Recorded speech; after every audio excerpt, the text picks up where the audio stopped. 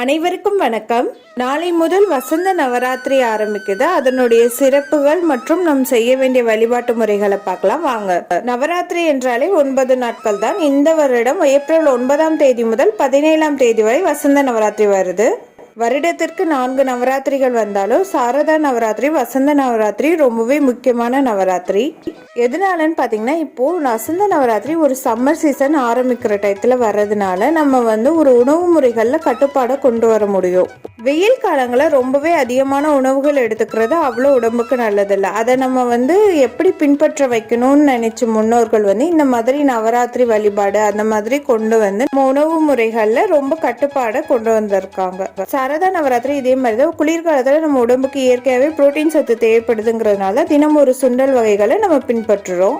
அது மட்டும் இல்லாமல் நம்ம இந்த மாதிரி நவராத்திரி வழிபாட்டு முறைகள்னால நம்ம ஆன்மாக்கு ஒரு மிகப்பெரிய பலமும் நம்ம